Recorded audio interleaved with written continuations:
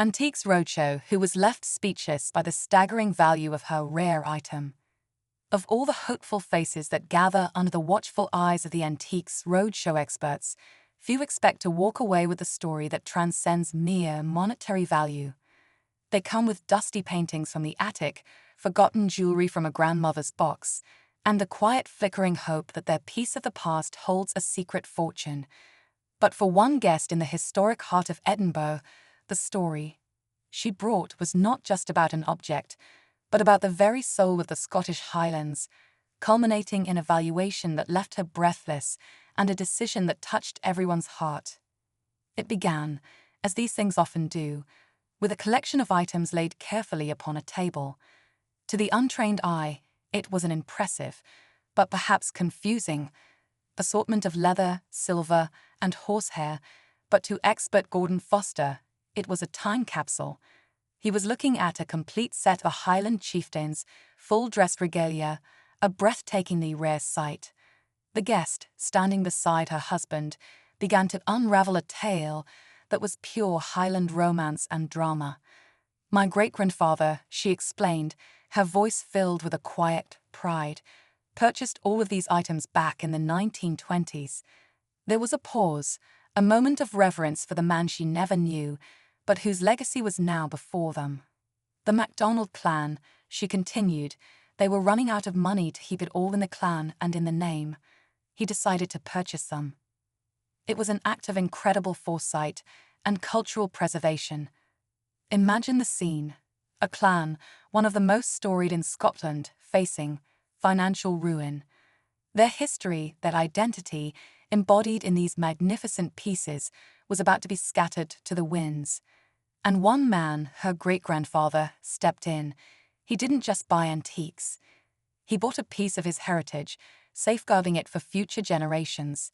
Gordon Foster listened, his expert eyes already piecing together the history locked within the silver and leather. "It's the MacDill," he confirmed, his excitement palpable. Specifically, the clan chief MacDonald of Glengarry. Their family seat was Invergarry Castle, right in the heart of Highland, Scotland, nestled in the Great Glen between Inverness and Fort William. But this wasn't just any clan chief. This was a man who was a legend in his own time. He was quite a character, to say the least, Gordon chuckled, painting a vivid picture of a man who lived and breathed the romantic ideal of a Highland leader. By all reports, he had a very lavish lifestyle.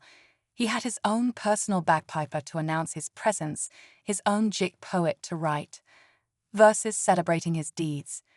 He truly embodied the romanticized idea of a clan chief. This larger-than-life figure was so captivating that he even befriended the literary giant of the age, Sir Walter Scott. Scott was so taken with MacDonald's flamboyant personality and fierce pride that he reportedly based the character of Fergus, Mac Ivor in his seminal novel Waverley, on his charismatic friend. The very regalia on the table wasn't just ceremonial dress. It was the costume of a character who had walked from the pages of history and into the pages of fiction. Knowing that he died around 1822, Gordon mused, gently handling one of the pieces. That's about the time this would have been made. The collection was a treasure trove of Highland artistry. There was a magnificent sporran and belt crafted with shimmering black and white horsehair that seemed to dance in the light. A powder horn and belt spoke of a time of conflict and adventure. The centerpiece, a dirk, rested in its sheath, accompanied by a small, exquisitely detailed knife and fork, a gentleman's accessory for a warrior chief. Gordon explained that another smaller knife, the iconic giant dove, would have been tucked into the stocking, always ready.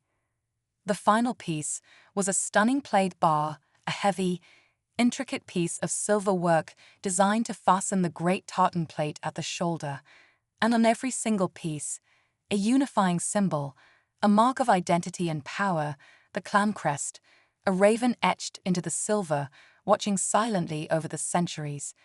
The connection to the past felt so real, you could almost hear the pipes echoing through the glen.